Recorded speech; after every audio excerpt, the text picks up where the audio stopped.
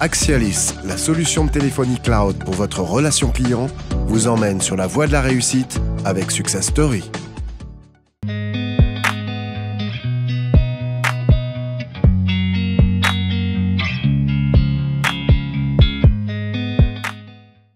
Bonjour et bienvenue dans cette nouvelle édition de la News Expérience Client et de Success Story. Ce matin, je reçois donc Timothée Goujon. Bonjour. Bonjour. Vous êtes Head of Care et Customer Success et plein d'autres choses chez Kitok. Tout à fait. C'est bien ça. Bienvenue. Merci. Et Adrien Hugon, vous Bonjour. êtes CEO. Waouh. Chez OnePilot. OnePilot, c'est comme ça qu'on dit. Hein. On dit OnePilot, ouais, à l'américaine. Ouais, américaine. Ok. Kitok, on vous connaît un petit peu quand même depuis quelques années. Est-ce que vous pouvez nous en dire plus? Tout à fait, ouais. On est une boîte de la food tech, donc une boîte de livraison de paniers recettes à cuisiner. De paniers recettes. Ouais, tout à fait. C'est joliment dit. C'est joliment dit. C'est du marketing, non? C'est du marketing, ouais. Non, c'est vraiment ça. C'est des produits, en gros, vous commandez donc, différentes recettes. On a 40 nouvelles recettes par chaque semaine. Donc, 40 nouvelles recettes par semaine? 40 nouvelles recettes, on ne fait jamais les mêmes recettes. On a une équipe création culinaire donc, qui a beaucoup d'imagination. Je vois ça. Et du coup, donc, vous commandez les recettes et vous recevez tous les produits dans votre panier en fait, qui vous servent à cuisiner ces recettes. D'accord, super. Bon, OnePilot, on vous connaît vraiment moins. Rapidement, qui vous êtes? Alors, OnePilot, on a un service d'externalisation du support client qui va avoir la particularité de s'appuyer, un, sur des agents indépendants, donc des freelances, et deux, de développer toute une suite d'outils technologiques qui va permettre à ces agents indépendants d'être plus performants que les solutions traditionnelles, et d'autre part... Traditionnel comme ça? Pardon? Quand vous dites traditionnel, c'est comme ça? Traditionnel, c'est l'état de l'art. C'est un marché assez humain, c'est-à-dire qui est basé sur la connaissance et dans la tête de l'agent. Les process sont faits sur tous les outils du client sans intégration, back-office, etc. Nous, tout ce qu'on fait, c'est qu'on change ça. On a une suite d'outils qui va permettre de recréer les conditions d'un call center, mais en c'est un espèce de mix d'outils humains. Exactement. Qui est moins traditionnel. Exactement, c'est ce qu'on essaie de faire. Ok. Comment vous vous êtes rencontrés avec OnePilot? Comment on s'est rencontrés? C'est assez classique. Donc on a Robin chez OnePilot, qui est votre directeur commercial, Robin. Exactement. Qui a fait un travail de harcèlement sur LinkedIn qui a porté ses fruits. Pas auprès de moi, parce que je ne regarde pas mes messages LinkedIn, je suis assez mauvais là-dessus. Mais il a... Alors, vous d'ailleurs, pour être tout à fait honnête, il nous a séduits donc, en nous proposant un match de foot. D'accord. Donc on a joué contre OnePilot, on a perdu d'ailleurs. Ah donc c'est pas aller voir un match de foot? Non, jouer un match de foot.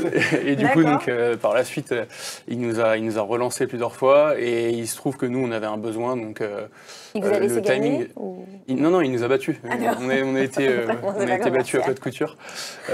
Intraitable du coup. Mais en tout cas, non, on avait un besoin à ce moment-là et du coup, ça tombait à pic. Et pourquoi eux? Pourquoi eux? Alors pour être honnête, moi je ne connaissais pas OnePilot donc, quand on a été mis en contact, mais nous on voulait s'éloigner un petit peu des grosses structures parce que... Du traditionnel? Traditionnel, exactement. On est une boîte à taille humaine, on va dire, et on recherchait un petit peu la même chose. On recherchait aussi une boîte qui était dans une posture... un peu disruptive, un peu comme vous finalement, exactement, qui vous ressemble. Exactement, et qui recherche le challenge comme nous. Donc, c'est parfait en termes de taille, en termes de mentalité. Vous avez l'impression de vous y retrouver en fait quand vous êtes en face de personnes qui sont effectivement plus flexibles, plus agiles. Ouais, c'est ça, exactement. Et plus techniques aussi. Je pense qu'aussi c'était, au niveau de leur offre, c'était aussi la flexibilité qui nous plaisait, parce que donc ils fonctionnent avec, il y a beaucoup d'agents sur le compte et tous les agents ne sont pas à plein temps sur le compte, ce qui permet d'avoir une certaine flexibilité du staffing. D'accord.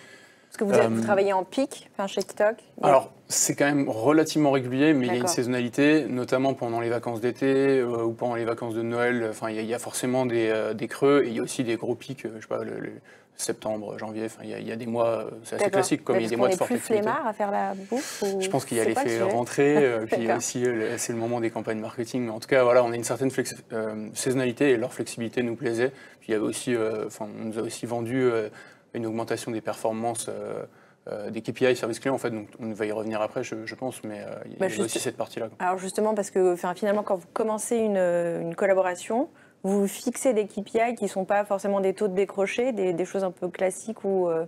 Alors, on a pour le coup les KPI classiques qui vont être évidemment les taux de décroché, les temps avant première réponse, la CSAT. Vous êtes sur tous les canaux?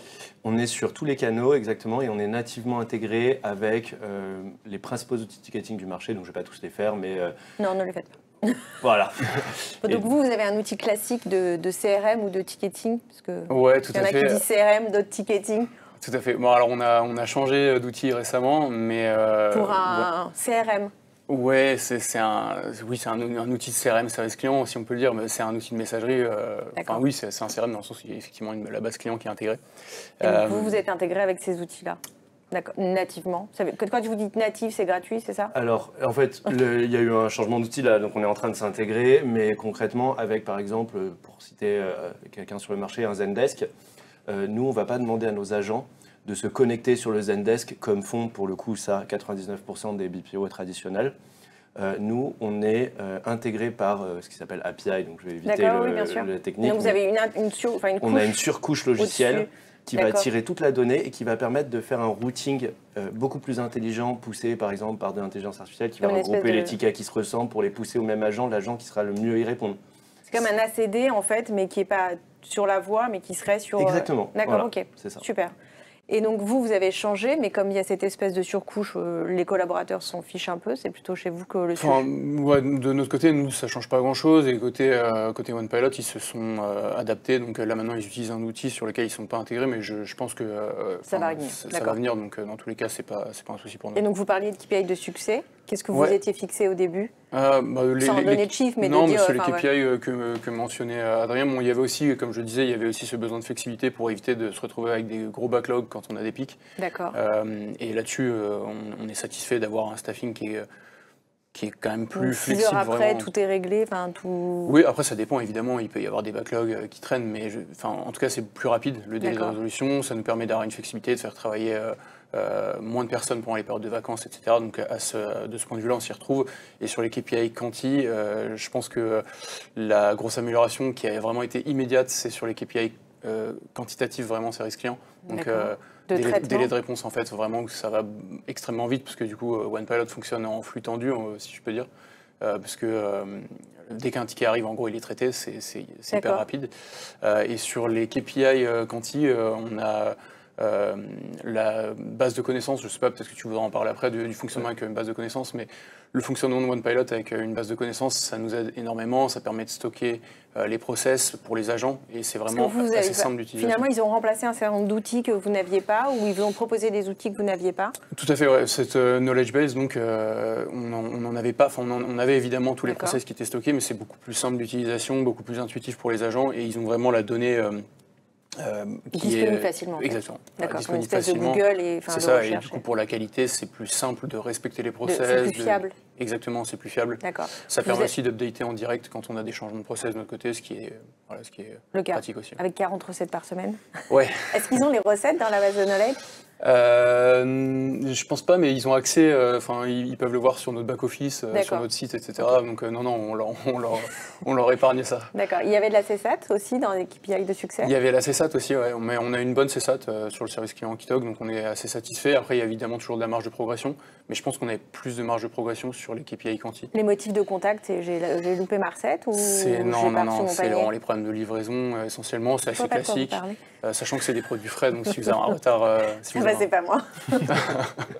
non, c'est essentiellement ça. C'est les problèmes. Après, il y a des questions, il y a un petit peu d'allergènes, Ouais, mais c'est super rare. Honnêtement, les gros problèmes, ça va être j'ai un produit qui est manquant, j'ai un produit qui est abîmé, j'ai un problème de livraison. Donc c'est vraiment très logistique. Ouais, c'est assez logistique. Ouais. D'accord. Et quel pouvoir ont justement les services clients à répondre à ces sujets? Parce que finalement, ils sont loin, c'est le cas de le dire, parce que si je comprends bien, ils sont à la maison. Enfin, c'est plutôt du home shoring, mais des indépendants qui font du home shoring? Ouais. Alors, nous, OnePilot, donc on est présent sur 3 marchés principaux, France, UK, Allemagne, mais on intervient dans 13 langues, on a des agents dans 25 pays différents. D'accord, mais sur le service client Kitok, par exemple, on va avoir des agents natifs, donc, qui sont basés en France, basés localement, et qui sont donc très proches. Parce qu'en fait, pour d'autres clients, vous avez des collaborateurs qui ne sont pas en France, mais qui parlent français et qui travaillent ce que vous pour voulez. OnePilot. Nous, on a 25 nationalités différentes. On a un peu plus de 1300 agents actifs. D'accord. Partout en Europe. Mais qui parlent français ou le d'autres mix, ouais, le mix, il est vraiment. On peut parler 13 langues différentes, donc toutes les langues européennes, en gros. Et le mix, c'est vous qui le choisissez en tant que client. D'accord. Mais donc, ça c'était important pour nous d'ailleurs. Parce que vous êtes présent partout.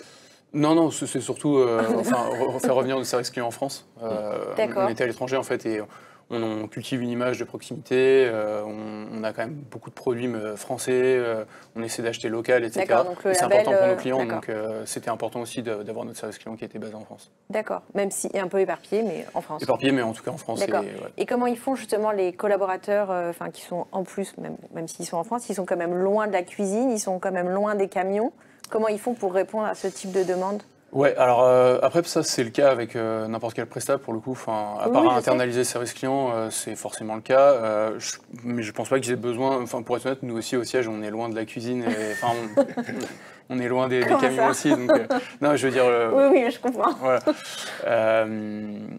Mais en tout cas, non, c'est pas un souci. Ils arrivent avec toutes les informations et tout le back-office et tout ce qu'ils ont à disposition. Ils ont toutes les informations dans la base. Ces sujets logistiques. Tout à fait, ils ont des formations, ils ont toutes les informations dans la base de base de connaissances. Nous, on fait des points très fréquents avec les encadrants. Maintenant, on s'est même mis à faire des points de temps en temps avec les. Parce que c'est un peu ça le sujet. Alors, désolé de vous titiller un peu, mais c'est ça le sujet en fait du home shoring, c'est que vous n'avez pas un endroit, tous les gens, comme tous les collaborateurs, Alors, je vais peut-être laisser le client répondre. Bien sûr. Et puis après, je sais que vous êtes convaincu, parce que c'est vous qui avez créé la boîte, mais... Il vaut mieux. Côté client... Ça serait mieux. Ouais, pour être honnête, moi, personnellement, ça me stressait pas tellement, parce qu'en fait, moi, on en parlera peut-être après, mais je travaille aussi sur la rétention. Et on a des campagnes commerciales, et en fait, on passait par un prestataire qui faisait du home shoring, qui fait du home shoring. Vous aviez déjà du home shoring, en fait. Exactement. Donc, sur des campagnes commerciales, c'est beaucoup plus fréquent, je pense. Sur le service client, c'est vrai que moi, je ne connaissais pas ce modèle. Donc, personnellement, moi, ça ne m'a pas particulièrement stressé, on va dire. J'ai dû vendre ça à ma direction, mais qui a été rassurée derrière par les Mais parce que c'était les outils, est-ce que c'était l'engagement justement autour de ces KPI? Qu'est-ce qui fait que ça a rassuré alors qu'on est sur du home shoring? Sur les outils, moi... Pour le coup, les outils, c'est quand même assez simple chez nous, donc ça, il n'y avait pas trop de questions là-dessus. C'était plus sur l'engagement des agents, parce que du coup, il n'y a pas d'encadrant physiquement présent avec eux. Mais pour l'instant, il n'y a aucun souci. Donc, et encore une fois, c'est un modèle qu'on avait déjà expérimenté sur la rétention. Donc, et est-ce que vous pensez que justement, si on n'a jamais essayé, pourquoi on irait?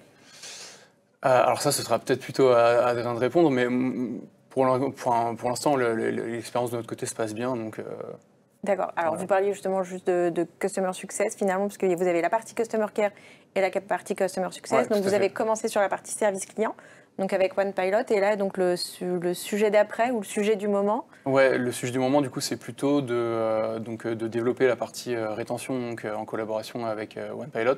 On n'en est qu'au début, mais en gros, on a différentes campagnes. Donc, moi, sur la partie rétention, j'ai des campagnes d'onboarding, donc j'ai des campagnes de réactivation de clients. Onboarding, c'est les bienvenus, les nouveaux clients. C'est ça, exactement. D'accord. J'ai des campagnes de réactivation des clients qui ont arrêté de commander. On a un peu tout type de campagnes. On a des campagnes de fidélité, etc. On a beaucoup de campagnes d'appel, mail, appel, etc. Et sur ces campagnes-là, on passe par divers prestataires et il y a une synergie à passer, tout du moins sur certaines campagnes, avec OnePilot. Ça nous permet en plus. Est-ce que c'est des appels en plus ou alors c'est pendant le moment du service client? C'est des appels sortants, donc c'est des campagnes complètement séparées. D'accord. Tout à fait. Donc, comment on est convaincu, quand on n'a jamais fait de home shoring, de faire non seulement du home shoring et en plus de l'indépendant? Parce que c'est exactement le mot, et vous l'avez dit, Timothée, c'est cette notion d'engagement, elle est très compliquée. On est tout à fait d'accord, et c'est d'ailleurs la raison d'être de OnePilot. Là-dessus, il y a 3 trucs, il y a 3 points. Un, c'est qu'on est convaincu que ce modèle, il permet d'avoir des agents qui sont en fait des utilisateurs finaux de vos solutions. Et ça... Des solutions du client, évidemment. Donc, ils se font livrer par Kitoc. Oui, tout à fait. Il y a énormément de nos agents qui se font livrer par Kitoc. D'accord. Donc, c'est comme une espèce de communauté. En fait, vous prenez des... Alors, oui.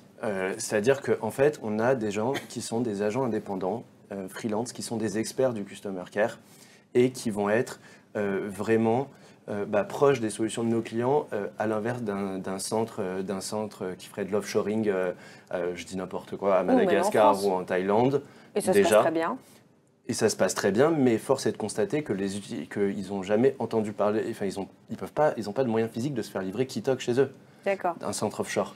Et donc, vous n'avez pas une les collaborateurs qui travaillent sur Kitoc vont se faire livrer par Kitoc? Non, vous avez l'idée. Vous avez l'idée. C'est-à-dire qu'ils sont familiers des solutions. Ils ont forcément. 2 heures. En l'occurrence, ils se sont tous fait livrer. Enfin, tous les agents se font livrer au moins une fois. Ils ont vécu l'expérience qui est top. Tout à fait, ouais, c'est important pour nous aussi. Et ensuite, on va mettre en place, nous, toutes les suites logicielles qu'on développe, c'est quelque chose qui va recréer les conditions d'un call center physique en décentralisé. Donc, avec les avantages. Exactement, c'est-à-dire que non, il y a vraiment, il y a toute une solution d'engagement, c'est-à-dire que Keytalk sur la plateforme va pouvoir accéder à l'ensemble des agents qui sont en train de ce qu'on appelle shifter, c'est-à-dire de travailler. Ils vont pouvoir suivre un agent en direct, ils vont pouvoir faire des retours qualité sur son agent en direct, ils vont pouvoir voir et ça, c'est côté client, mais que le collaborateur trouve cette espèce d'équipe, parce que c'est ça qui pourrait manquer. Nous, c'est exactement comme vous avez, après le post-pandémie, vous avez 80% des entreprises qui sont passées en remote, parfois en complément, complètement, parfois en hybride. Nous, c'est exactement pareil, c'est-à-dire qu'on a des événements dans toutes les villes où les agents se retrouvent, et le reste du temps, bien sûr, et le reste du temps, ils sont en hybride. Donc ça, c'est le deuxième point, et le troisième point, c'était quoi ? Et le troisième point, c'est que en fait, nous, cette flexibilité que Timothée mettait en avant, donc cette flexibilité, en fait, elle a aussi un effet sur le côté, sur les coûts aussi qu'on propose à nos clients, c'est-à-dire qu'on va être sur un modèle qui va permettre qu'en cas de baisse d'activité, on ne vous facture pas des ETP qui sont sous-utilisés, on vous facture uniquement des tickets utilisés et on a un ajustement temps réel de ce qu'on une facturation à l'acte. Exactement. Sauf qu'une facturation à l'acte dans un business model plus traditionnel, vous avez les gens... Il y a quand même un engagement.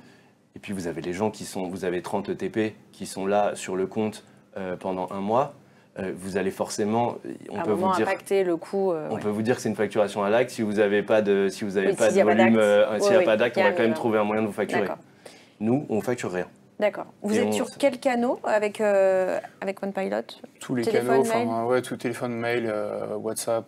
WhatsApp, vous avez lancé ? On a WhatsApp depuis 2 ans et chat, live chat. Live chat. Donc il y a le chatbot et le live chat sur le site ? Ouais, le live chat, en fait, au début, maintenant on a un chatbot, mais du coup, effectivement, c'était live chat, WhatsApp, direct, mail et appel. Ouais, tout à fait. Ok. Et vous avez quasiment ces canaux avec tous les clients ou aujourd'hui, le marché, il ressemble à quoi ? Aujourd'hui, nous, ce qu'on voit sur le marché, c'est un espèce de 50-50 entre le synchrone et l'asynchrone. D'accord. Donc, par synchrone, j'entends le live chat et l'appel qui se retrouvent, nous, chez nos clients. D'accord. Et le mail le mail, c'est ce que l'asynchrone qui fait toujours 50%, mail, réseaux sociaux, que je mets dans l'asynchrone qui fait toujours 50% de volume. Il y a encore du mail. On en a beaucoup, ouais. Et là où, sur le mail, typiquement, toutes nos intégrations, on est intégré avec les outils ticketing, mais aussi avec les outils back-office. C'est-à-dire que dans une base de connaissances OnePilot, si vous avez à faire une action sur un outil, nous, on va développer tous les connecteurs qui vont permettre de le faire directement chez nous. Dans votre outil. Et ainsi gagner du temps. Et de jamais, en fait, vous perdez pas cette on peut aller sur le back-office du client, les outils de tous les clients. On essaye de normaliser la donnée au maximum. Et en plus, il peut travailler sur toutes les autres opérations, et ça permet d'allouer beaucoup mieux les flux, d'avoir aussi, vous en parliez rapidement, mais les modèles que j'appelle traditionnels, navré, mais les modèles traditionnels, non, mais c'est un vrai sujet parce que c'est aussi un agent sur un client. Exact. Et ça c'est une réalité du marché. Bien sûr. Nous, c'est pas un agent sur un... Ça peut être très rassurant, vous savez. Ça peut être très rassurant. Mais si on est intéressé à l'engagement des collaborateurs, à la diversité des tâches et à l'épanouissement au niveau du travail qui est effectué... Il faut de la polyvalence. Il faut de la polyvalence. Et à un moment, nous, c'est ce qu'on va permettre. OK. Bon, merci. Merci à tous les deux. Merci pour cet échange passionné et passionnant. J'espère qu'il vous aura été utile autant qu'à moi. Et à très bientôt sur ANews Expérience Client. Axialis, la solution de téléphonie cloud pour votre relation client, vous a emmené sur la voie de la réussite avec Success Story.